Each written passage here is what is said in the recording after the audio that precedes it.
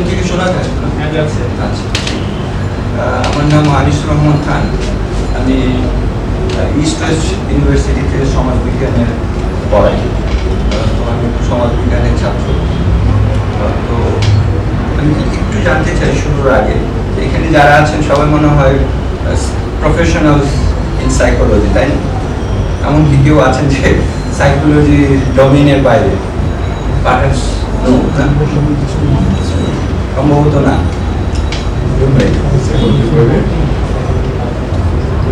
Sir কেউ আছেন না, কেউ তো রেসপন্ড করবো।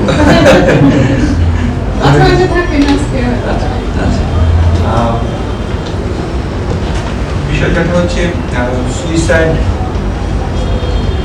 জেনারেলি আমরা যেটা ধরে নিই আর কি, সুইসাইড অবশ্যই একটা ইন্ডিভিজুয়াল অ্যাক্ট। সাইকোলজিস্টরা এটা নানানভাবে ব্যাখ্যা করেছেন এবং অবশ্যই লিড রিসার্চার বলবো, লিড প্রফেশনালস, সুইসাইড কীভাবে প্রিভেনশন করা যায় বা সুইসাইড অ্যানালিসিস, এটা সম্পর্কে কোনো দ্বিমত নাই। কিন্তু যেহেতু আমি সমাজবিজ্ঞানের ছাত্র, হয়তো আমাদের একটা স্পেসিফিক এক্সপ্লেনেশন আছে। এটা যদি আপনাদেরকে একটু এটাকে বলবো একটু শাটারিং করে, সরি যে হয়তো মনে হতে পারে কী বলছে, কারণ এই এক্সপ্লেনেশনগুলো হয়তো আপনাদের কাছে খুব আননোন হতে পারে, না হতে পারে, অনেক হয়তো জানতেও পারেন। যদি সেরকম হয় আমি সরি না, যে কিছুটা অন্যরকম। বাট একাডেমিক ডিসকাশনে হয়তো এগুলো একটু কিছুদিনের যদি এরকম নতুন কিছু আসেও, আমি জানি না সবাই হয়তো সব কিছুই জানেন, কিছু আসেও তো এটা ভালো যে আমরা এটাকে এমব্রেস করতে পারি। তো সে আঙ্গিকে আমি একটু আলোচনা করার চেষ্টা করব। আমার টপিকটি হচ্ছে যে man's suicidal behaviour and masculinity in Bangladesh. এর আগে আমি একটু ব্যাকগ্রাউন্ডটা বলে নিই। এটা আসলে আমার একটা রিসার্চ করেছিলাম সম্প্রতি, সেটার একটা ফাইন্ডিংস। আমি ফাইন্ডিংসগুলো নিয়ে একটু কথা বলব। এবং এটা আমার করার সৌভাগ্য হয়েছিল যে আমি গত বছর সাউথ আফ্রিকায় পোস্ট ডক্টরাল রিসার্চার হিসেবে কাজ করেছিলাম। তো সেখানে আমার রিসার্চের একটা এরিয়া বাংলাদেশে ছিল এবং সেই জায়গাটায় আমি ম্যাসকুলিনিটির সঙ্গে সুইসাইডাল বিহেভিয়ার একটা লিঙ্কেজ করার চেষ্টা করেছিলাম। আরেকটা এখন আগামী সেটা সাউথ আফ্রিকার পার্সপেক্টিভ। তো দুইটার একটা পরবর্তীতে দুইটার একটা কম্বিনেশন করারও সুযোগ হবে, দুইটা আমি রিসার্চ ফেলো হিসেবে করে আবার চাই। এবং আমার রিসার্চের বিষয়বস্তুটা কিন্তু সমাজ বৈজ্ঞানিক, যেহেতু আমি সমাজ বৈজ্ঞানিক ছাত্র। তো সেই আঙ্গিকে প্রথমে আমি সরাসরি রিসার্চে চলে যাব না, রিসার্চের ফাইন্ডিং কীভাবে করেছি সেটাই যাব না, সেটা আমি পরের অংশে যাব। কারণ আমার আলোচনার দুইটা দিক আছে, যে একটু আগে বললাম যে আপনি একটু সোশিওলজিক্যাল পার্সপেক্টিভটা একটু বলা প্রয়োজন। এটা হচ্ছে যে আমার নিজের জন্য আর যেহেতু আপনারা সাইকোলজি একটু জানান যে আসলে সাইকোলজির বাইরেও বিষয়গুলো নিয়ে এক্সপ্লেনেশনের সুযোগ আছে বা করেছেন কিন্তু মানুষ, হ্যাঁ, সেই দিকগুলো। কারণ সবাই জানি বিভিন্নভাবে এটাকে অ্যানালিসিস করা যায়। আজকাল তো জেনেটিক্স ইঞ্জিনিয়ার যারা তারাও করছেন, এপিডেমিওলজিস্টরা করছেন, বিভিন্নভাবে বিভিন্ন জন এটাকে এক্সপ্লেনেশন করার সুযোগ আছে। এটা একটা মাল্টিফেসেটেড প্রবলেম। তো সুতরাং একটা পার্টিকুলার ডিসিপ্লিনে এটাকে এক্সক্লুসিভলি ব্যাখ্যা করা হয়তো খুব ডিফিকাল্ট। সুতরাং সেভারাল কনটেক্সট যদি থাকে, সেভারাল আন্ডারস্ট্যান্ডিং যদি থাকে, তাহলে কিন্তু খুব সহজ হয় আমাদের জানা যে আসলে সুইসাইড কেন হচ্ছে বা সুইসাইডগুলো কেন হচ্ছে বা মানুষ কেন সুইসাইড অ্যাটেম্প করছে। তো এটা বলছিলাম যে দুইটা অংশ। প্রথম অংশটায় সোশিওলজিক্যাল বিষয় একটু বলার চেষ্টা করবো, not in greater details but কিছু। পরবর্তী অংশটাকে আমি কিছুটা ফাইন্ডিংস দিকে যাবো, দেখা আসলে বললাম যে সোশিওলজি কীভাবে রিপ্রেজেন্ট করছে এবং আমার ফাইন্ডিংস লিঙ্কেজটা। তো এইভাবে আজকে এই আলোচনাটা আমরা করবো এবং আপনারা যে কোনো সময় আমার সাথে ইন্টারেক্ট করতে পারেন। আমি যদি ভুল বলে অবশ্যই কারেক্ট করে দিতে পারবেন। So that will be fine. আচ্ছা, সোশিওলজি খুব বলবো না যে খুব একটা পুরনো সাবজেক্ট, তা না। 100-150 বছর সোশিওলজির জন্ম হয়েছিল কয়েকটা মানুষের হাত ধরে। একজন হচ্ছেন এমিল ডুরকিম। ওই সময়টা যখন ফরাসি বিপ্লব এবং ইন্ডাস্ট্রিয়াল রেভলিউশন শুরু হয়েছে, সমাজ ব্যবস্থা, তৎকালীন সমাজ ব্যবস্থা নিয়ে কিছু মানুষ চিন্তা ভাবনা করা শুরু করেছেন। আদতে এই দুটো পার্সপেক্টিভ এবং সমাজ এবং নতুন চিন্তা ভাবনা, এগুলো মিলে কিন্তু একটা নতুন বিজ্ঞানের উৎপত্তি হয়েছে, যে আসলে সমাজে যে এই যে একটা চেঞ্জ, ইন্ডাস্ট্রিয়াল রেভলিউশন একটা চেঞ্জ এনেছে, ফরাসি বিপ্লব একটা চেঞ্জ এনেছে, এই চেঞ্জগুলো ইউরোপের সমাজ ব্যবস্থার মধ্যে একটা ব্যাপক পরিবর্তন হয়েছে। তো কয়েকজন এই বিষয়গুলো নিয়ে কাজ করা শুরু করেছেন। অবভিয়াসলি নামগুলো হচ্ছে অগাস্ট, যাকে আমরা মনে করি ফাউন্ডিং ফাদার ইন সোশিয়োলজি। তারপরে তার হাত ধরে আরও কেউ এসছেন, যেমন এমিল ডুরকিমের কথা বললাম একটু আগে, আরও আছেন ম্যাক্স ওয়েবার, আর কার্ল মার্কস, কিন্তু মাল্টি ডাইমেনশনাল বা ইন সোশিয়োলজি তার একটা বিশাল বিশাল অবদান আমরা স্বীকার করি। প্রথম বিষয় হচ্ছে সমাজ বিজ্ঞান, বিজ্ঞান হয়ে কিভাবে উঠল। সমাজ বিজ্ঞান বিজ্ঞান হয়ে ওঠার পেছনে যে গবেষণাটি সবচেয়ে বেশি কাজ করেছে, সবচেয়ে বেশি ইনফ্লুয়েন্সিয়াল, এটাকে আমরা বলি, সেটা হচ্ছে সুইসাইড। খুবই ইন্টারেস্টিং, কারণ সুইসাইড তখনকার সময়ে সমাজ বিজ্ঞানে একটা রেভলিউশন এনেছে সুইসাইড রিসার্চ। কীভাবে? দুটো দিক। একটা হচ্ছে সোশিয়োলজি ওয়াজ নিউ দেন, হ্যাঁ, তো সমাজবিজ্ঞান, এই এমিল ডুরকিম একজন ফরাসি সমাজবিজ্ঞানী, এবং তিনি হচ্ছেন সমাজবিজ্ঞানের প্রথম প্রফেসর পৃথিবীতে। তো এমিল ডুরকিম যখন সুইসাইড নিয়ে গবেষণা করেছেন, দুটো অ্যাসপেক্ট তিনি নিয়ে এসেছেন। একটি হচ্ছে ওই নতুন বিজ্ঞান, নতুন যে সাবজেক্টে উৎপত্তি হয়েছে তার একটা থিওরিটিক্যাল ডেভেলপমেন্ট করবে, এবং ডুরকিমের হাত ধরে সেটা অগ্রসর হয়েছে। আরেকটা দিক হচ্ছে বিজ্ঞান বলে তো হয় না, বিজ্ঞান হওয়ার জন্য আসলে ম্যাথোডোলজি থাকা প্রয়োজন। কীভাবে বৈজ্ঞানিক কাজকর্মগুলো চলবে, যেমন সাইকোলজিতে আমরা অসংখ্য রকম টেকনিক্স আছে যেটা আপনারা ইউজ করেন, নানান, আমি সেটা জানি না, তবে আমার ধারণা অনেক কিছু আছে। তো যে কোনো সাবজেক্টে বিজ্ঞান হয়ে ওঠার পিছনে ম্যাথোডোলজি একটা বড় বিষয়, যে আসলে গবেষণাগুলো কীভাবে করছে। আজকাল এই বিষয়গুলো সম্পর্কে আমাদের সবারই ধারণা আছে, হ্যাঁ, আমরা কোয়ালিটেটিভ স্টাডি সম্পর্কে জানি, আমরা কোয়ান্টিটেটিভ স্টাডি সম্পর্কে জানি, মিক্সড মেথড, কোয়ালিটেটিভ কোয়ান্টিটেটিভকে মিলিয়ে বিভিন্নভাবে আজকাল সব সাবজেক্টই মোটামুটি এনরিচড। কিন্তু এই বিষয়গুলো তখনকার দিনে খুব সহজ ছিল না, অবশ্যই, কারণ মানুষের কাছে ম্যাথোডোলজি কীভাবে চলবে সেই জিনিসগুলো তখন মানুষের কাছে ছিল না। মানুষের কাছে যেটা ছিল সেটা মোর লাইক ফিলসফিক্যাল আইডিয়াস, কারণ তখন যারা স্কলার ছিলেন তারা most like philosophers. Even August, সমাজবিজ্ঞানের যিনি জনক, তিনিও যে সমস্ত প্রপোজিশন দিয়ে গেছেন সমাজ পরিবর্তন, সমাজকে বৈজ্ঞানিকভাবে গবেষণা, এই সমস্ত জিনিসগুলো অর্থাৎ সমাজবিজ্ঞান একটা বিজ্ঞান হতে পারে, এগুলোর ধারণাগুলো কিন্তু তখন ন্যাচারাল সায়েন্স থেকে তারা নিয়েছেন, এবং mostly those are philosophical ideas. কিন্তু সেটাকে প্র্যাকটিক্যাল ফিল্ডে কীভাবে ঢোকানো যাবে এবং অ্যাপ্লাই করা যাবে, এই বিষয়গুলো অগাস্ট কোথাও করতে পারেন নাই। সেটার জন্য অবশ্য ডুরকিম একজন বলা চলে যে লিডিং স্কলার, যিনি আসলে এই সমাজকে বৈজ্ঞানিকভাবে বিশ্লেষণের একটা পদ্ধতি তৈরি করেছে। একই সঙ্গে তার প্রচুর পরিমাণ থিওরিটিক্যাল ডেভেলপমেন্টের কাজ করেছে। সুইসাইড ইটসেলফ একটা থিওরি, যেটা আপনারা সাইকোলজিস্টের মধ্যে অনেক রকম থিওরিস আছে সুইসাইড রিলেটেড। এডওয়ার্ড শ্যানম্যান, জয়নার, হ্যাঁ, কর্নার, তারা সাইকোলজিতে প্রচুর পরিমাণ থিওরি ডেভেলপ করেছেন সুইসাইড রিলেটেড। বাট সমাজবিজ্ঞানে কিন্তু আমরা ডুরকিমের থিওরিগুলো কমিয়ে পড়ব। তো আমি প্রথমেই একটু ডুরকিম আসলে কী বলতে চেয়েছেন এবং কীভাবে এটা একটা সাইকোলজিক্যাল মেইন স্ট্রিমের বাইরে গিয়ে তিনি আলোচনাটা করতে চেয়েছেন, সেটা খুব ইন্টারেস্টিং ছিল। অর্থাৎ ইন্ডিভিজুয়াল ফ্যাক্টরগুলো কি সোসাইটির দ্বারা প্রভাবিত হতে পারে। অর্থাৎ ডুরকিমকে অনেকে বলে যে সাইকোলজিস্ট মানে এনিমি, ফো ফর সাইকোলজিস্ট, কারণ তিনি ওই ইন্ডিভিজুয়াল ঘটনাগুলোকে একটা সমাজতাত্ত্বিক রূপায়ণে সেটাকে নিয়ে গেছেন। অর্থাৎ তার মেইন আন্ডারস্ট্যান্ডিংটা হলো যে সুইসাইডের যে কজাল ফ্যাক্টরগুলো অবশ্যই সুইসাইড ইন্ডিভিজুয়াল অ্যাক্ট, কিন্তু এগুলো কিন্তু একটা গ্রুপ হিসাবে বা একটা গোষ্ঠীর ফ্যাক্ট হিসাবে সেটাকে রূপান্তর করা সম্ভব। And that was his master, এবং সেটা তিনি করতে পেরেছেন। অর্থাৎ ব্যক্তির কর্মকে তিনি সমাজতান্ত্রিকভাবে ব্যাখ্যা করার চেষ্টা করছেন। এটা হচ্ছে একটা রেভলিউশন এনেছেন তিনি ম্যাথমেটিক্যাল ক্ষেত্রে এবং থিওরিতে।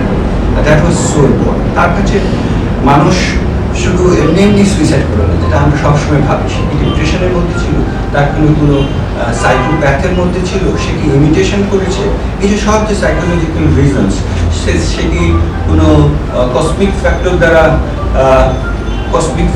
অর্থাৎ সিজনালিটির দ্বারা সে কি আক্রান্ত, সে কি বিভিন্ন হেরিডিটারি যে সমস্ত ফ্যাক্টরগুলো আছে, যেগুলো সব সাইকোলজিক্যাল ফ্যাক্টর, সেগুলো দ্বারা আক্রান্ত ছিল। এগুলোকে ব্রুকেন বাদ দিয়েছে। ব্রুকেন এগুলোর উপর অ্যাকসেপ্ট যে এইগুলোর জন্য মানুষ আসলে মেনলি সুইসাইড করছে না।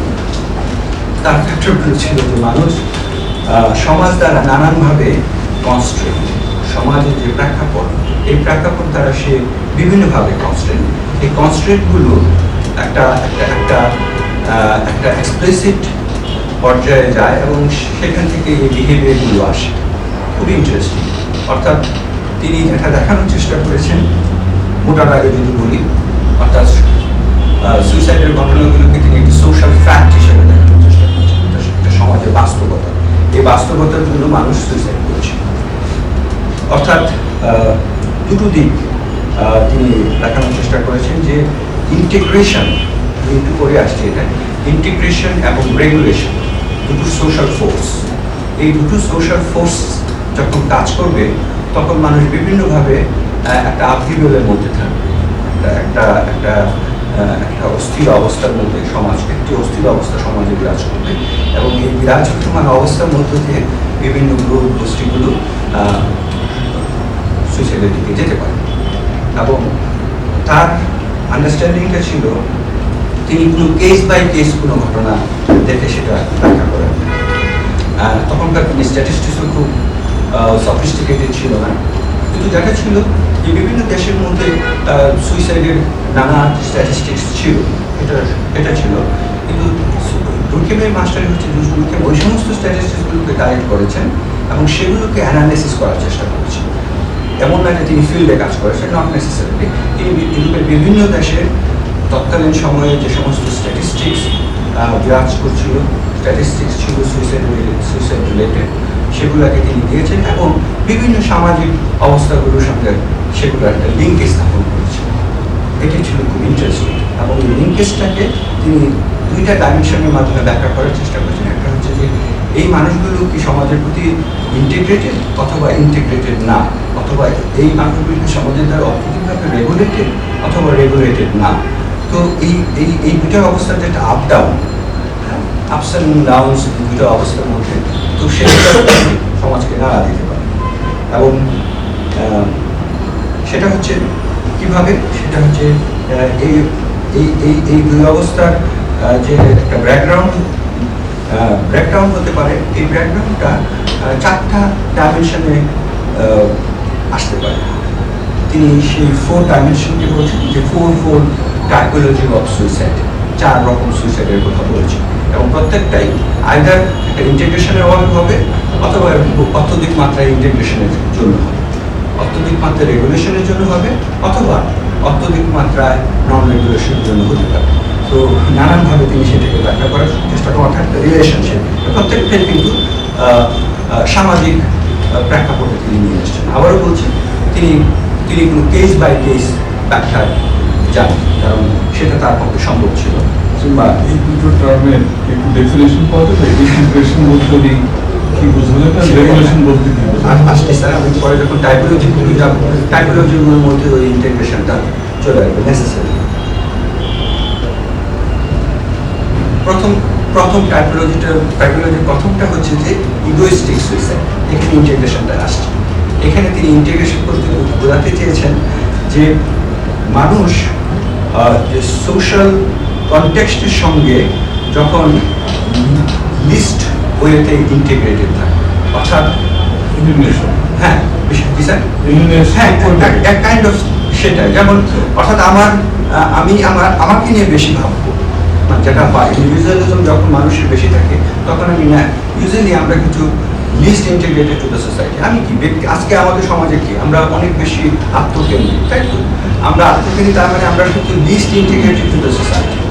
কারণ অন্যের পাশের ফ্ল্যাটে কি হচ্ছে সেটা আমার জানার কোনো দরকার নেই। অর্থাৎ আমি খুব লিস্ট ইন্টিগ্রেটেড, আমি নিজেকে নিয়ে ভাবছি, অর্থাৎ নিজের আন্ডারস্ট্যান্ডিংটাই আমার কাছে। আমি যদি নিজের মধ্যে প্রবলেমটা ফেস করি তাহলে হয়তো আমার এই ধরনের সুইসাইড করার সম্ভাবনা থাকে। অর্থাৎ ইগো, আমি আমার ইগোটা নিয়ে বেশি ভাবছি এবং আমি আমাকে নিয়ে বেশি ভাবছি, এবং অর্থাৎ আমি least integrated to the society, যেটাকে তিনি বলছেন অ্যাক্সেসিভ ইন্ডিভিজুয়েশন। অর্থাৎ মানুষের মধ্যে আত্মকেন্দ্রিক চিন্তা চেতনাগুলো অনেক বেশি impacted, and that was one way of understanding.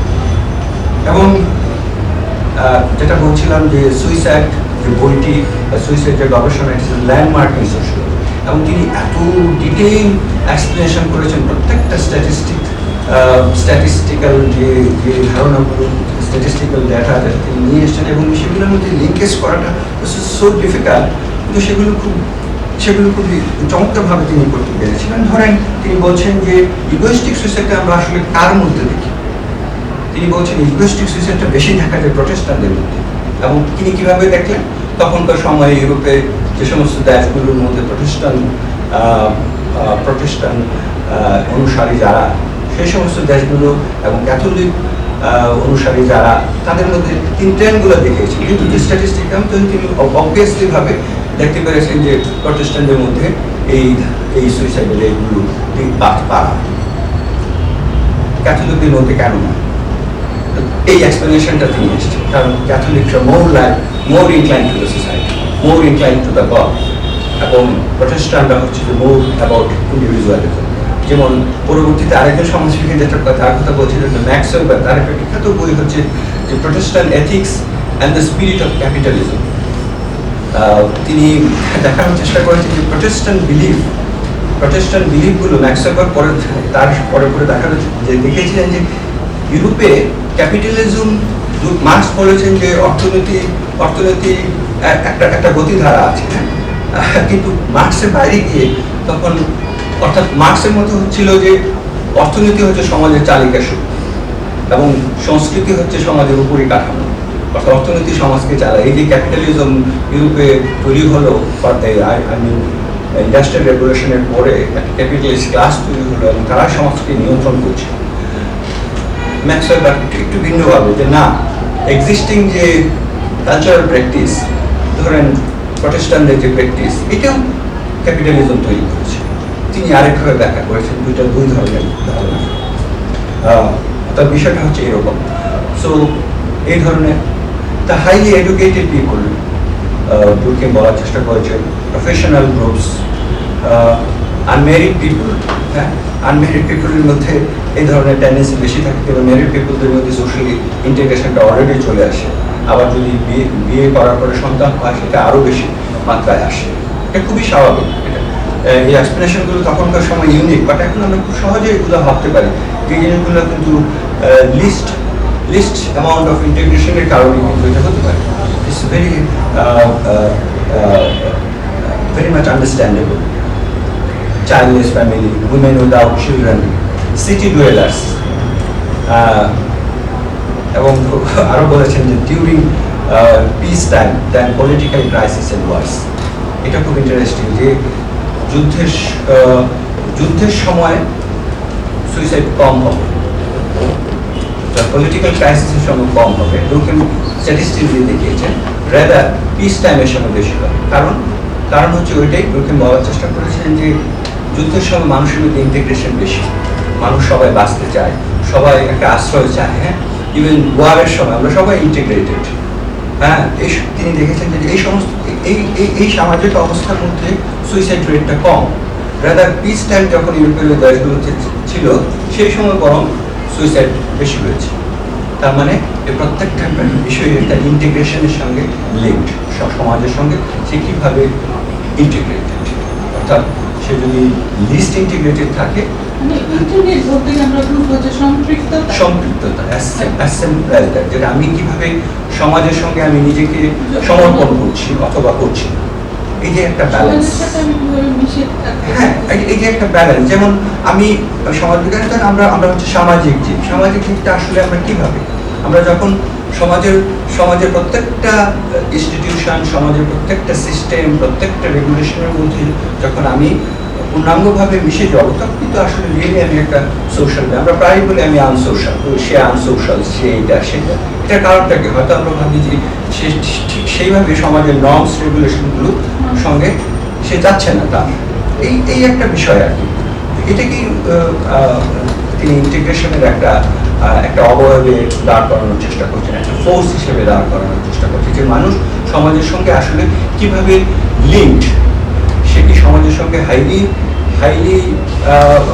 Linked? সে কি সমাজের সঙ্গে খুব এক্সপ্লিসিটলি লিঙ্কড নাকি ইমপ্লিসিটলি লিঙ্কড? যদি তাই হয় তাহলে এটার মধ্যে একটা ভেরিয়েশন তৈরি হবে। এই ভেরিয়েশনগুলো অর্থাৎ একটা লেভেলে থাকাটাই হচ্ছে আদর্শ অবস্থা, কিন্তু মানুষ কিন্তু আসলে আমরা একটা লেভেলের মধ্যে না, আমরা হয়তো আপ ডাউন হচ্ছে খুব ফ্রিকুয়েন্টলি।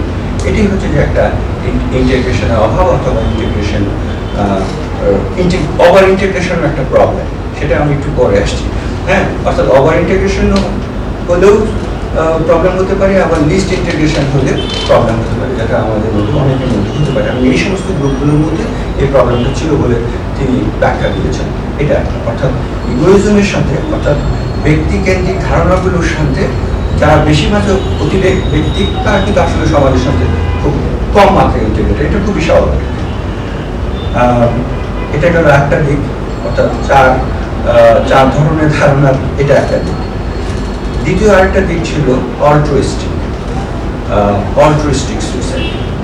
সেটা হচ্ছে এমন যে ওভার ইন্টিগ্রেশন, যেটা একটু আগে বলছিলাম, যে মানুষকে আসলে ওভার ইন্টিগ্রেটেড কিনা। অনেক মানুষ ওভার ইন্টিগ্রেটেড থাকে। ওভার ইন্টিগ্রেটেড হচ্ছে যে আমি বলতে আর কিছু নাই, সমাজেই আমার কাছে সব কিছু। বিষয়টা এরকম। তো কেউ যদি ওভার ইন্টিগ্রেটেড হয় টু দ্য সোসাইটি, অনেকে আছে যে যেমন আজকাল আমাদের সমাজে অনেক মাঝে মাঝে এই ঘটনাগুলো ঘটে। যখন কোথাও একটা অ্যাক্সিডেন্ট হলো, দেখা গেল কেউ না কেউ নিজের জীবন বিপন্ন করেই সেখানে ঝাঁপিয়ে পড়ে, তাই না? এই যে কিছুদিন আগে যখন ফায়ার হইলো না বনানীর দিকে, আমরা বেশ কয়েকটা কেস পেয়েছি যারা নিজের জীবন বিপন্ন করে। রানা প্লাজায় আমরা দেখেছি, তাই না? অনেকে নিজের জীবন বিপন্ন করে। তারা জানতেন যে এই জায়গায় গেলে একটা প্রবলেম হতে পারে, হ্যাঁ, কিন্তু সেটাকে তারা তারা ব্যক্তি হিসেবে নিজেকে দেখেন না।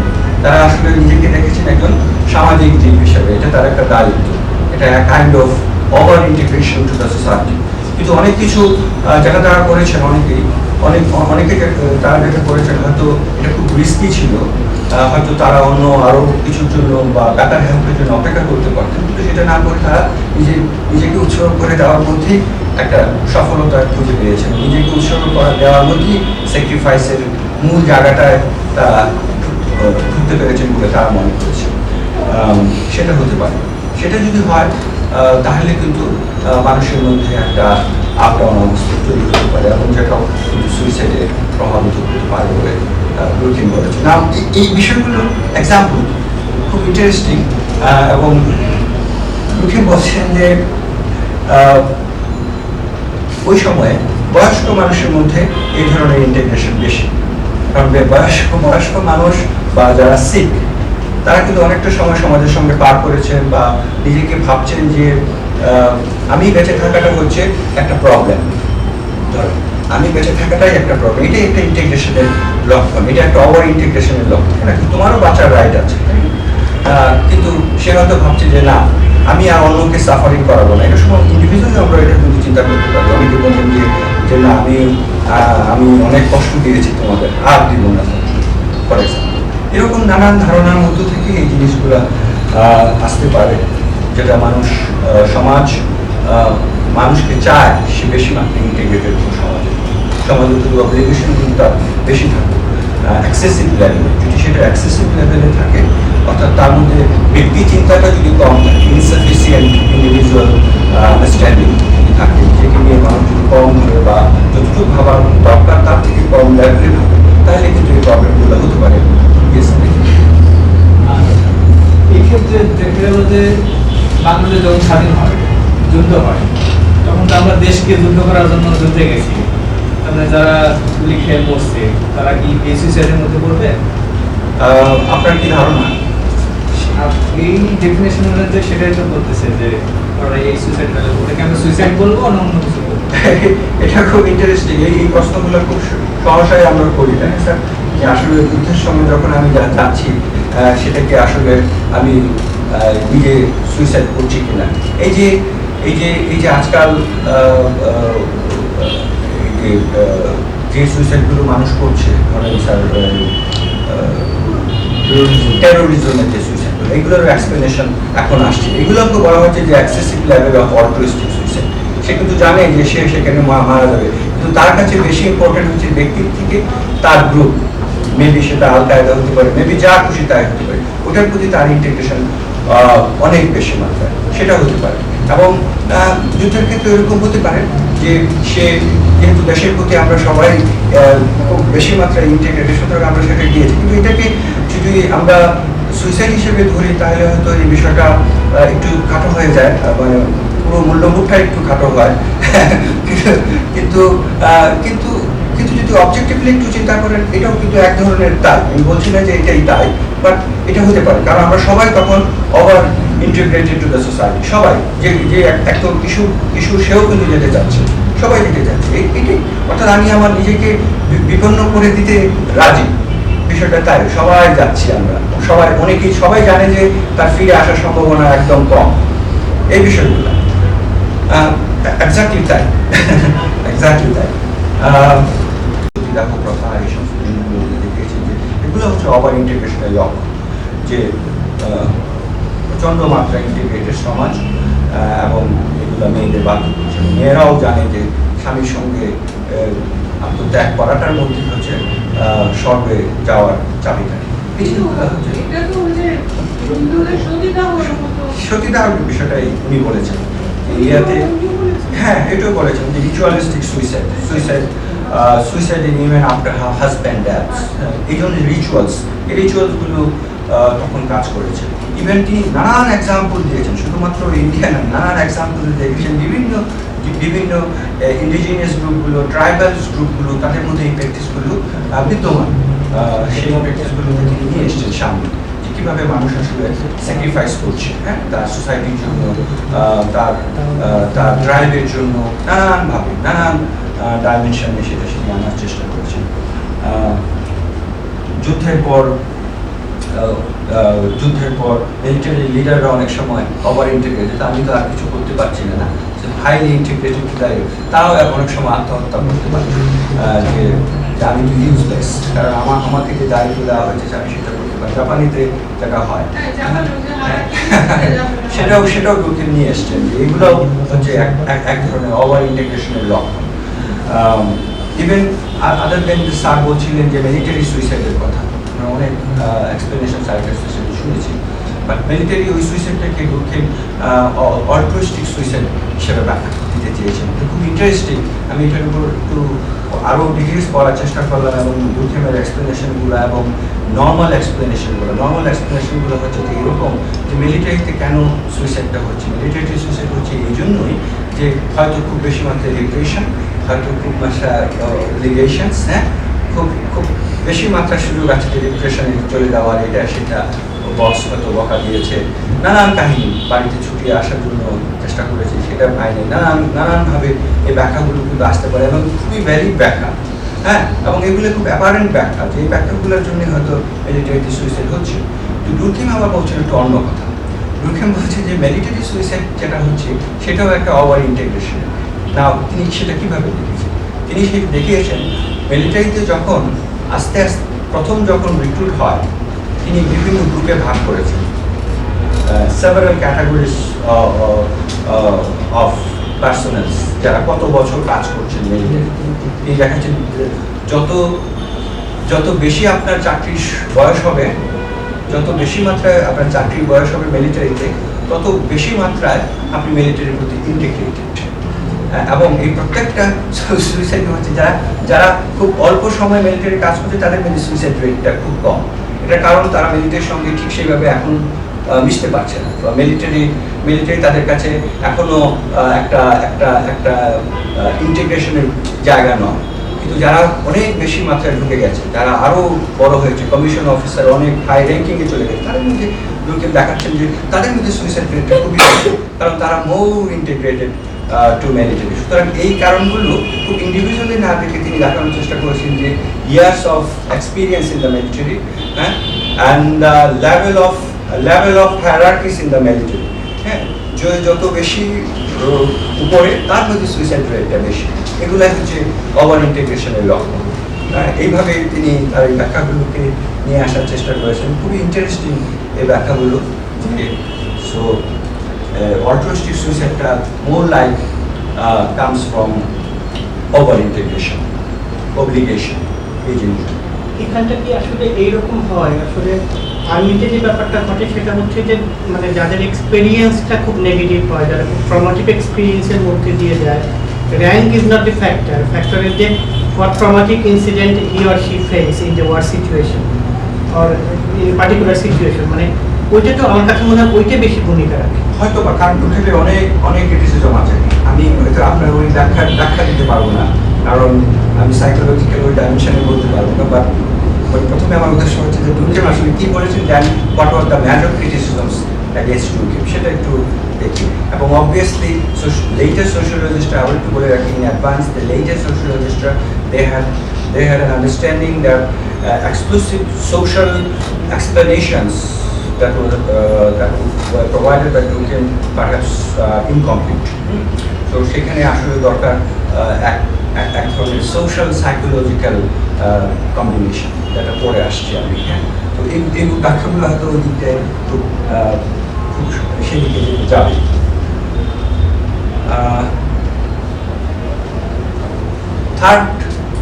থার্ড এক্সপ্লেনেশন ছিল অ্যানোমিক সুইসাইড। অ্যানোমিক, এটার নাম দেখে আমরা বুঝতে পারি society is disturbed by some painful crisis, abrupt transition, social change যদি হয় তখন তখন সমস্যা হবে, ল্যাকিং ইন রেগুলেশন, হ্যাঁ, and social existence is no longer regulated by customs and tradition. এটা মডার্ন সোসাইটিতে আমরা খুব দেখি যে সমাজের যে prescribed rules, prescribed norms, values, sanctions, সেগুলোর বাইরে যদি সমাজটা চলে, হ্যাঁ, তাহলে মানুষ কিন্তু এক ধরনের বিশৃঙ্খলার মধ্যে পড়ে, এক ধরনের নৈরাজ্যের মধ্যে মানুষ বসবাস করতে, এক ধরনের নৈরাজ্য অবস্থা সমাজে বিরাজ করতে পারে। এই অবস্থাটা খুব আদর্শ অবস্থা নয়, নৈরাজ্য সবসময় একটা আদর্শের বাইরের অবস্থা। এই অবস্থাগুলো যখন থাকে তখন সুইসাইড হওয়ার সম্ভাবনা বেশি থাকে, এবং এটা খুবই স্বাভাবিক। এবং বুদ্ধিমের এই এক্সপ্লেনেশনটা ইকোনমিক ক্রাইসিসের সঙ্গে মারাত্মকভাবে তিনি নিয়ে এসছেন, এবং এটাই হয়। এই যখন শেয়ার বাজারের সময় প্রচণ্ড রকম যখন বুম হয়, প্রচণ্ড রকম ফ্লাকচুয়েশন যখন হচ্ছে, অনেক মানুষ কিন্তু সুইসাইডের দিকে যায়, কারণ এটা একটা নৈরাজ্য অবস্থা। কারণ আমরা যদি ইকোনমিক্সের এই ব্যাখ্যায় যা হতো শেয়ার বাজারে অনেক কারণ থাকতে পারে, কিন্তু সামাজিক কী প্রভাবটা, এটার একটা বড় ধরনের সামাজিক প্রভাব থাকতে পারে। তো এই জিনিসগুলো খুব ভালো না। আবার অত্যধিক পরিমাণ ইকোনমিক বুমস যেটা, সেটার মধ্যেও মানুষ অ্যাডজাস্ট করতে পারবে না নানানভাবে। সো এই জিনিসগুলো মানুষের মধ্যে এক ধরনের ট্রাবল তৈরি করতে পারে, সেটাই দেখানোর চেষ্টা করছে। এবং ম্যাট্রিমোনিয়াল রেগুলেশনসগুলো, যেমন খুব ইন্টারেস্টিং যে যখন নতুন বিয়ে হলো, দুর্গেম এই ব্যাখ্যাগুলো দেওয়ার চেষ্টা করেছে, নতুন যারা বিয়ে করছে পুরুষ যারা, তাদের কিন্তু অনেক অব্লিগেশন চলে যাচ্ছে, সে একটা স্টেজে যাচ্ছে এবং তার মধ্যে নানান অব্লিগেশন, ফ্যামিলি চালাবো কীভাবে, এবং ফ্যামিলিকে কীভাবে বেটার প্রোটেক্ট করবো, প্রোভাইড করবো, এই জিনিসগুলো তার মধ্যে একটা নৈরাজ্য তৈরি করতে পারে। এই নৈরাজ্য অবস্থাগুলোর মধ্যে নানান রকম বৈবাহিক সম্পর্কগুলোর যে রেগুলেশনস, যেটা আমাদের সমাজে থাকে, এইগুলো কিন্তু মানুষকে ওভারলি ইফেক্ট করতে পারে, সেটাও হতে পারে। এবং ফাইনালি সেটা হচ্ছে ফ্যাটালিস্ট। এটা সম্পর্কে দুর্গেম খুব বেশি বলেন নাই, বা যেটা ব্যাখ্যা করার চেষ্টা করেছেন সেটা হচ্ছে যে সমাজ যদি অপ্রেসিভ ডিসিপ্লিনের মধ্যে যায়, ডিসিপ্লিন না, অপ্রেসিভ ডিসিপ্লিন, হ্যাঁ, যেটা সেই ক্ষেত্রেও আরেক ধরনের নৈরাজ্য তৈরি হতে পারে, যেটাকে তিনি বলছেন ফ্যাটালিস্টিক সুইসাইড। যেমন হোয়াইটরা যদি কালোদের উপর অত্যধিক মাত্রায় নির্যাতন করে ফর এক্সাম্পল, সে ধরনের এক ধরনের ফ্যাটালিজম মানুষের মধ্যে তৈরি হতে পারে। ইয়াং হাজব্যান্ডের মধ্যে আগেরটা বলছি, ইয়াং হাজব্যান্ডের মধ্যে এই জায়গায় ফ্যাটালিজম আসতে পারে, অত্যধিক পরিমাণ চাহিদা, অত্যধিক পরিমাণ রেগুলেশন, এটা করা যাবে না, এটা করা যাবে। চাইল্ডলেস উইমেনদের মধ্যেও আসতে পারে যে তোমার মেয়ে বাচ্চা কাচ্চা হচ্ছে না, ধরেন এগুলো আমাদের সমাজে ফ্রিকুয়েন্টলি আমরা বলি, রেগুলেশন তার উপর চালাতে চাই যে আরেকটা বিয়ে করবো, এরকম হয় আমাদের সমাজগুলোর মধ্যে, এগুলো আমরা খুব ফ্রিকুয়েন্টলি করি। এগুলো হচ্ছে এক ধরনের রেগুলেশন তার মধ্যে তৈরি করা। বিধবাদের মধ্যে আমরা অনেক ক্ষেত্রে আগে অনেক দেখেছি যে বিধবা হওয়ার সঙ্গে সঙ্গে তার উপর একটা রেগুলেশন তৈরি হয়, হ্যাঁ, সে আবার বিয়ে করতে পারবে না, এটা খেতে পারবে না, এই কাপড় করতে পারবে না, নানান কাহিনী এগুলো আমরা হিন্দু সমাজের মধ্যে দেখেছি। এবং মুসলিম সমাজেও এটা দ্বারা নানানভাবে পাওয়া কিছু, এই কারণগুলো নানানভাবে ইফেক্ট করতে পারে সমাজে। এই জায়গায় আমি একটু থামতে চাই এই বলে যে দুর্থেমের এই ব্যাখ্যা, আবারও বলছি, দুর্থেমের এই ব্যাখ্যা একটা রেগুলেশন, একটা রেগুলেশন যে এক্সিস্টিং যে understanding suicide is an exclusive individual act, এখন আমরা বিশ্বাস করি। এই ব্যাখ্যার ঠিক একটা এই ব্যাখ্যার ঠিক একটা অপোজিট ধারণা যে আসলে কি তাই, স্বীকার করলাম তাই, কিন্তু ইচ অ্যান্ড এভরি ইন্ডিভিজুয়াল অ্যাক্টকে কোনো না কোনোভাবে একটা স্ট্যাটিস্টিকের মাধ্যমে বিভিন্ন ব্যক্তির এই ইন্ডিভিজুয়াল অ্যাক্টগুলোকে যদি অ্যানালাইসিস করা যায়, definitely we can categorise those acts to 4 different types of suicide as suggested by Durkheim, like fatalistic, resentment. এটা হচ্ছে একটা। দ্বিতীয় বিষয় হচ্ছে দুর্থেম অবশ্যই সমাজবিজ্ঞানের একজন, বারবার বলছি কারণ সমাজবিজ্ঞানের জন্মের সাথে দুর্থেমের গবেষণা, দুর্থেমের থিওরি খুব ইনফ্লুয়েন্সিয়াল। কিন্তু দুর্থেম কি আসলে সমাজবিজ্ঞানীকে এমনি তার গবেষণাকে রেখেছেন না। দুর্থেমের যে আলোচনা এবং দুর্থেমের যে বিশ্লেষণ, সেই বিশ্লেষণগুলো দীর্ঘদিন ডমিনেট করেছে, বিশেষ করে সমাজবিজ্ঞানী এবং অন্যান্য বিজ্ঞানী, সাইকোলজিস্ট বলেন, সাইকিয়াট্রিস্ট বলেন। দুর্থেম বলা হয় যে দুর্থেমের এই গবেষণা হচ্ছে যে ফার্স্ট রেফারেন্স পয়েন্ট। আপনি যদি সুইসাইড নিয়ে গবেষণা করতে যান, প্রথমেই যে নামটি আসে সেটা হচ্ছে দুর্থেম, এবং দুর্থেমকে নিয়েই সুইসাইড গবেষণা করতে হয়, বা দুর্থেমকে নিয়েই সুইসাইড গবেষণার একটা সূতিকাগার বলা চলে। তো Durkheim dominated the discipline for long, ধরেন 70-80 years দুর্থেমকে আসলে আনটাচড মনে হয়। ইট ইজ লাইক এমন জিনিস যে এটাকে আসলে টাচ করা যাবে না, লাইক দুর্থেম যা বলে গেছেন যে সবই ঠিক আছে, এক্স্যাক্টলি দ্যাট। এই ছিল একটা আন্ডারস্ট্যান্ডিং সবার মধ্যে। নাহলে আপনি দেখেন যে দুর্থেম যখন 1897 সালে এই বিষয়গুলো এসছেন, খুব কম আলোচনা হয়েছে অ্যাগেইনস্ট দুর্থেম, খুবই কম সমাজবিজ্ঞানীদের মধ্যে। আমি অন্যান্য সাবজেক্টের মধ্যে তো যাওয়ার প্রশ্ন নাই, সমাজবিজ্ঞানীদের মধ্যেই এই ব্যাপারে খুব বেশি আলোচনা হয়, কারণ দুর্থেম হচ্ছে যে unique, what he has done unique, এবং এইভাবেই সমাজবিজ্ঞানের গবেষণাগুলো পরিচালিত হচ্ছিল বিষয়টা। বাট 70s দিকে যখন আসলো, তখন কয়েকজন স্কলার, আমি একটু না বললে অল্প কথায় আমি সামারাইজ করবো।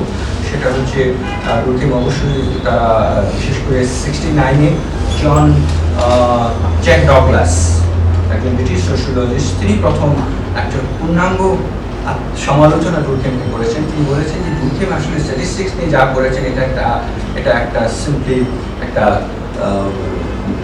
মানে এক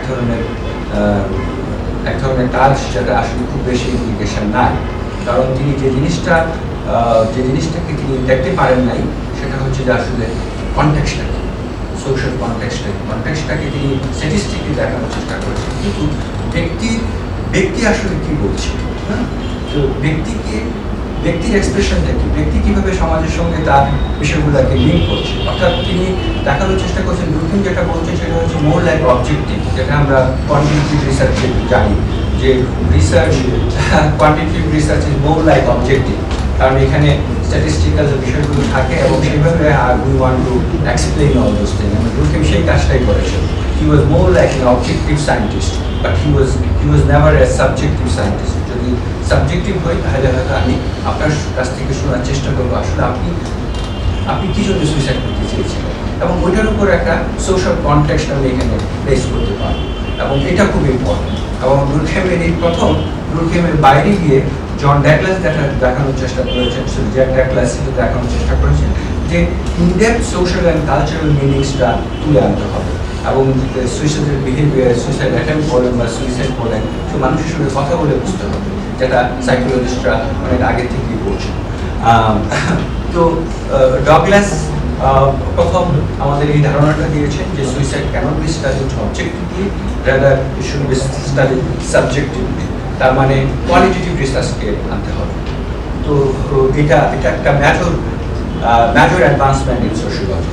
যে সোশিয়োলজিতে অবভিয়াসলি কোয়ালিটেটিভ রিসার্চ চলছিল, কিন্তু দুর্গেম ওয়াজ নেভার টাচড, হ্যাঁ, এবং সবসময় এটা অবজেক্টিভলি দেখা হয়েছে, কিন্তু তিনি প্রথম এটাকে নিয়ে এসছে। এক দ্বিতীয় ঘটনা হচ্ছে আরেকজন মিডিয়েট পরে ম্যাক্সওয়েল অ্যাটকিনসন, তিনি দেখানো করেছেন দুর্গেম যে স্ট্যাটিস্টিক্স নিয়ে কাজ করেছেন, এই স্ট্যাটিস্টিক্সটা আসলে কে তৈরি করেছিল।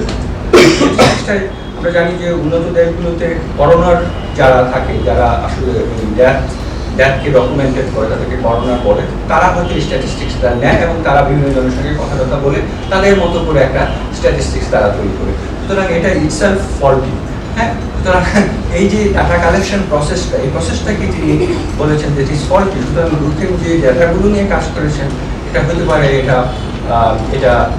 এটা কোনো ব্যক্তির তৈরি, হ্যাঁ, এটা যে কতটুকু রিয়েলিস্টিক সেটা নিয়ে তারা প্রশ্ন করেছেন, এবং তারা দেখা বলার চেষ্টা করেছেন যে স্ট্যাটিস্টিক্সের বাইরে যেতে হবে, এবং তারও প্রপোজিশন তাই যে ম্যাথোডোলজি যেটা আছে, তিনি বলছেন যে এত ম্যাথোডোলজি, সেটা হচ্ছে যে ম্যাথোডোলজিগুলো ভাঙতে হবে, দুর্গেম যেটা বলে আসছে সেটাকে ভাঙতে হবে, এবং data we should go for subjective understanding, more in depth understanding, মানুষের সঙ্গে কথা বলিয়েছি। তারপরে আরও কেউ এসছেন, সেটা হচ্ছে যে স্টিভ টেইলর, তিনিও বলছেন যে সাইকোলজির সঙ্গে এটাকে একটা লিঙ্ক করা যায় কিনা, যে মানুষের এক্সপ্রেশন, মানুষের মেন্টাল স্টেজের সঙ্গে সোশিয়োলজির সাথে একটা লিঙ্কেজ করা যায়। সোশ্যাল সাইকোলজিতে খুব prominent, social psychology studied in sociology and also সাইকোলজিতে।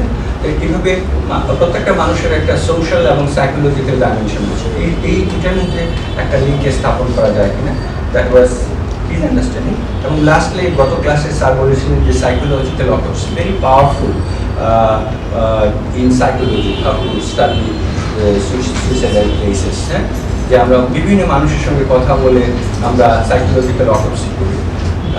হালে সোশিয়োলজিতে এটাকে বলে যে সাইকোলজিক্যাল ইমিটেশন এক ধরনের। সোশিয়োলজিস্টরাও নাও এখন এই এক ধরনের মেথড তৈরি করেছেন, যেটার নাম হচ্ছে সোশিয়োলজিক্যাল অটোপসি। সেটার মধ্যে যেটা থাকবে সেটা হচ্ছে যে অবভিয়াসলি সাইকোলজিস্টরা মোর লাইক তাদের একটা ডাইমেনশন আছে, এবং সোশিয়োলজিস্টরাও বিভিন্ন মানুষের সঙ্গে কথা বলবে, বিভিন্ন গ্রুপের সঙ্গে কথা বলবে, like almost like psychologist doing, এবং সেখান থেকে এবং সুইসাইড নোটস, পুলিশ, হ্যাঁ, যারা বিভিন্নভাবে relevant, and they will talk to them, and then they will come up with some understanding. এবং অবভিয়াসলি এটা থেকে আরেকটু অ্যাডভান্সমেন্ট যেটা সাইকোলজি সোশিয়োলজিক্যাল অটোপসিতে, সেটা হচ্ছে যে স্ট্যাটিস্টিক্স এবং সাবজেক্টিভ আন্ডারস্ট্যান্ডিং, মানুষের যখন কথা বলে মানুষের কাছ থেকে জানবো, দুইটার মধ্যে একটা কম্বিনেশন আনতে হবে, যেটা দুর্গেম করেন নাই, যেটা ডগলাসও বলেন নাই যে এটা করা যায়, বা অ্যাটকিনসনও বলেন নাই, কিন্তু হালের সমাজবিজ্ঞানীরা এই জিনিসটাকে আনার চেষ্টা করেছেন। You can also explain statistics, যেটাকে মিক্সড মেথড বলতে পারি আমরা সহজ। You can also explain the context subjectively, হ্যাঁ, দুটার মধ্যে একটা মিশন। তো এটা খুব পাওয়ারফুল হচ্ছে আজকাল, যে মানুষ দুইভাবে তাকে অটোপসি করার চেষ্টা করছে।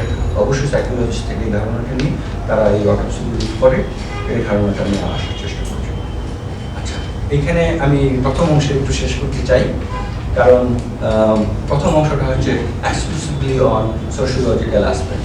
সোশিওলজিস্টরা আসলে সুইসাইড বিহেভিয়ার অ্যাটেম্প্ট অথবা সুইসাইড আসলে তারা কীভাবে অ্যানালাইসিস করেছেন বা করছেন, হ্যাঁ, এবং এটার উদ্দেশ্য যেহেতু সবাই এখানে সাইকোলজিক্যাল প্রফেশনালস, যে আপনাদের পার্টিকুলার টেকনিকসগুলোর বাইরেও এই জিনিসগুলো যে আছে সেটা একটু, বা যে এই জিনিসগুলো অ্যাপ্লাই করা যায়, এই জিনিসগুলো আমরা সুইসাইডকে নানানভাবে ব্যাখ্যা করতে পারি, এটা একটা বিষয়। এখানে আমি একটু স্টপ করতে চাই, যদি এখানে কোনো আলোচনার সুযোগ থাকে আমরা সেটা করতে পারি। দেন I will move to the second one. না, একটা আমি যখন চিন্তা করছিলাম বিশেষ করে যে শেষের যে সমালোচনাটা বা তার আগের যেটা সমালোচিত ছিল, ক্রিটিসিজম যেটা ছিল, ওখানে একটা বিষয় মনে হচ্ছিল, যেমন মানে যদি ইয়াং জেনারেশনের মধ্যে বাংলাদেশে সুইসাইডাল অ্যাটেম্পটসের একটা কারণ ধরি, তাহলে হচ্ছে যে কেউ প্রেমে প্রত্যাখ্যিত হওয়ার একটা কারণ, কারণটা একই আছে কিন্তু কথা হচ্ছে বিহেভিয়ারগুলো ডিফারেন্ট। তো সেটাই একটা গুরুত্বপূর্ণ ব্যাপার, তার বিহেভিয়ারটা কেন ডিফারেন্স হচ্ছে ওটা একটা ইম্পর্টেন্ট ইস্যু। তো তার মানে এটা ব্যক্তির কারণেই হচ্ছে বা তার পারিপার্শ্বিক অবস্থার কারণেই হচ্ছে, কারণ ইভেন যেটাই হোক তার মানে ব্যক্তির উপর কতখানি প্রভাব ফেলবে সেটা বেসিক্যালি ব্যক্তি এবং তার পারিপার্শ্বিক অবস্থার উপর ডিপেন্ড করছে। এক্স্যাক্টলি, এই জিনিসটা হচ্ছে সোশ্যাল সাইকোলজিক্যাল। টেইলরের যেটা structural theory of suicide, psychological social psychological structural theory of suicide, এটা উনি নোট করলেন যে স্ট্রাকচারাল থিওরি অফ সুইসাইড থেকে রুখান যেটা বলেছিল সেটা না, তিনি নিজে একটা, এখানে আমরা আলোচনা শুরু করি, তিনি নিজে একটা টাইপোলজি তৈরি করেছেন এবং সেখানটার মধ্যে তিনি আসলে ইন্ডিভিজুয়াল স্টেটগুলো, ব্যক্তির যে স্টেটগুলো এবং সেই স্টেটগুলো যেটা বলেন যে ব্যক্তির স্টেটগুলোর সঙ্গে তিনি, এটা একটা এক্সক্লুসিভ সাইকোলজিক্যাল, ওই স্টেটগুলোর সঙ্গে এবং সামাজিক স্টেটগুলো একটা লিঙ্ক স্থাপন করার চেষ্টা করেছেন। এটাই তার স্ট্রাকচার of suicide, যে how we can make linkage between individual case and then that of the social case. For example, একজন ব্যক্তি সুইসাইড করছে এবং আমরা সেই একজন ব্যক্তির কেসটাকে হয়তো সোশ্যালিও দেখার সুযোগ আছে। অবভিয়াসলি ইট ইজ এ ব্যক্তির কেস, কারণ ব্যক্তির একটা মেন্টাল স্টেটের থেকে তো সেই জিনিসটা গেছে, but definitely it can be link to the social case. এই জিনিসটার মধ্যে তিনি আসার চেষ্টা করেছেন। এই জন্য টেইলর বেশ অ্যাডভান্সড তার আন্ডারস্ট্যান্ডিংয়ে, কারণ তিনি টিপিক্যাল সোশ্যোলজির ধারণার বাইরে একটু গিয়েছেন। That was so interesting. এবং সোশ্যোলজির সঙ্গে সাইকোলজির যে একটা যোগসূত্র স্থাপন করা যায়, এই যোগসূত্রের ক্লুটা তিনি হয়তো বের করতে পেরেছেন। তো আরও ডিটেলস আলোচনায় আমরা সেটা বের করতে দেখে বোঝা যাবে কীভাবে করেছেন, সেটা হয়তো আমরা পরে কোনো সময় আমরা দেখতে পাবো। যেটা অল্টারনেটিভ, এটি জাস্ট সিম্পলি হয়তো একটা অল্টারনেটিভ।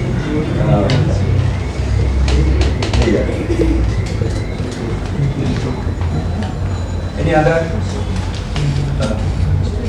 সুইসাইডের ক্ষেত্রে তো সোশ্যাল লার্নিং একটা বিষয়, অনেক কিছু আছে, এটা কয়েকটা আনলাম। Social learning, status, exchange theory, there are lot of sociological theories around.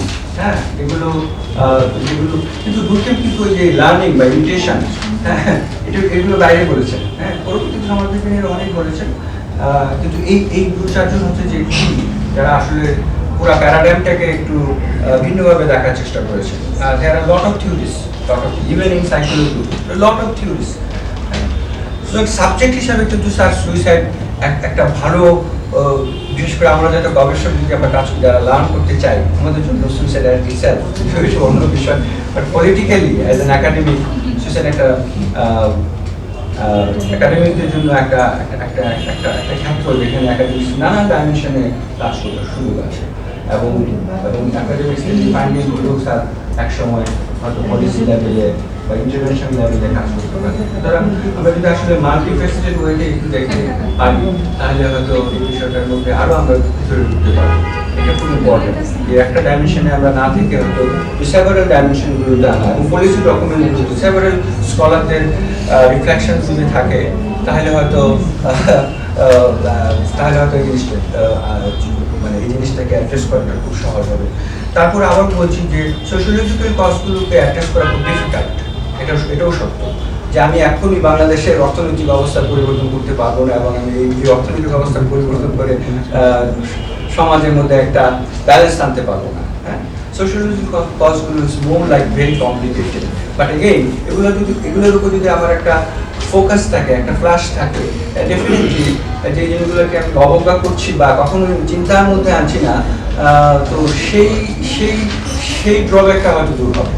হ্যাঁ, এটাই আর কি। সুতরাং psychologist, sociologist and other scholars they should all come together. এবং জেনেটিক ফ্যাক্টরগুলো তো অবশ্যই আছে, নানানভাবে জেনেটিক ফ্যাক্টরগুলো কাজ করতে হবে।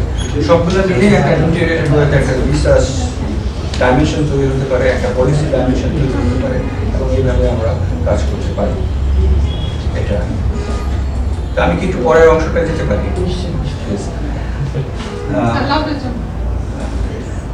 এখন আমি আসি আসলে আমার রিসার্চটার কিছু ফাইন্ডিংস নিয়ে, কারণ এটা আমি মনে করি যে ও আচ্ছা, এর আগে একটু ব্যাকগ্রাউন্ডটা একটু বলতে হবে এটার সঙ্গে। কারণ সোশ্যোলজি সুইসাইড রিসার্চে কিন্তু একটু আগে বলছিলাম, সুইসাইড রিসার্চে প্রচুর পরিমাণ কাজ হয়েছে, এবং সোশ্যোলজিস্টরা যদি আপনি সুইসাইড রিসার্চের ট্রেন্ডগুলো দেখেন, সোশ্যোলজিস্টরা সবসময় ডমিনেট করেছে বিভিন্ন সুইসাইড রিসার্চের ক্ষেত্রে বিভিন্ন জায়গায় ওয়ার্ল্ড ওয়াইড। কিন্তু ওই যে বললাম যে একটা সময় সোশ্যোলজি তো ক্রিটিসিজম এসছে, বা 80-90 পরে সোশ্যোলজিস্টরা কেন জানি এই বিষয়গুলো থেকে ইন্টারেস্ট হারিয়ে ফেলেছে, এবং এটাও নিয়ে একটা গবেষণার বিষয় থাকতে পারে। এবং এখন যেহেতু ওটা নানান ডাইমেনশনের গবেষণা হচ্ছে, যে জেনেটিক্সটা করছে, বিভিন্ন ডাইমেনশনের, বায়োমেট্রিক্সটা করছে, নানান ডাইমেনশনের করছে, সোশ্যোলজিস্টরা সেই ইন্টারেস্ট এখন হারিয়ে ফেলেছেন। এবং একটা আর্টিকেল আমি পড়েছি স্যার, সেখানে বলছে যে মেজর যে জার্নালগুলো, 3টা journal, like crisis, archives of suicide research and suicide and life threatening behaviour, এই 3টা হচ্ছে যে major journals in suicide research world wide. এই 3টা জার্নালের স্ক্যান করে একজন বিখ্যাত সোশ্যোলজিস্ট, যিনি আসলে সুইসাইডের প্রচুর কাজ করেছেন, তিনি রিভিউ করেছেন, একটা ওভারঅল রিভিউ করেছেন 10-20 বছরে রিভিউ করেছেন যে 30-40-20,000-এর মতো পেপার পাবলিশড হয়েছে। এখানে তিনি পেয়েছেন এক্সক্লুসিভ সোশ্যোলজিক্যাল মাত্র 400-র মতো, খুব কম। অর্থাৎ সোশ্যোলজিস্টরা সত্যিকার অর্থে এটার থেকে ইন্টারেস্ট নাও গন, তারা আসলে এই ব্যাপারগুলো এখন আর কাজ করছে না, because they are involve in more other areas, like এখন বেশিরভাগ ইনভলভ ইন পোস্ট মডার্নিজম, হ্যাঁ, post modern theories and many other things. কারণ সমাজের কমপ্লেক্সিটি অনেক বেড়েছে, সুইসাইড নিয়ে কাজ করার হয়তো তাদের আর সময় নেই। কিন্তু আমি একজন সমাজবিজ্ঞানের ছাত্র হিসাবে যখন আমি এটা আমার একটা ইন্টারেস্ট ডেভেলপ করেছে, কি জন্য সেটা অবশ্যই ব্যক্তিগত, সেটা বলছি না, কিন্তু যখন আমি কাজ করতে গেলাম দেখলাম যে পলিটিক্যালি, মানে আমি যদি অ্যাকাডেমিক্সের একটা পলিটিক্স দেখি, যে পলিটিক্যালি এটা আমার জন্য খুব ভালো একটা জায়গা। আমি যদি এই লাইনে কাজ করি, যে কারণ সমাজবিজ্ঞানের বাংলাদেশে সত্যিকার অর্থে কোনো সোশ্যোলজিক্যাল স্টাডি ইন সুইসাইড নাই, যেটা সাইকোলজিস্টরা বলবেন যে তাদের প্রচুর আছে, সমাজবিজ্ঞানে অ্যাবসলিউটলি নাই। সুতরাং আমি একটু আগে এটা বলছিলাম, যেটা আমার একটা পলিটিক্যাল গেইম একজন অ্যাকাডেমিক্সের, কারণ আমি সেই লাইনটায় কাজ করতে চাই। যশোরে জেনেদের যেটা স্টাডি হয়েছিল সুইসাইডের পর, ওটা বোধহয় সোশ্যোলজির একটা, হ্যাঁ, ওইটার সেটাও long back, Russia University, social worker, but more like statistical data and other things. But that was the last one. Into typical sociologists, they don't have that many of research or something like that. So এটা একটা সুযোগ। তো আমি আসলে যেটা দেখার চেষ্টা করেছিলাম সেটা হচ্ছে ঝিনাইদহ। নাও এখন আসি যে কেন ঝিনাইদহ, হ্যাঁ।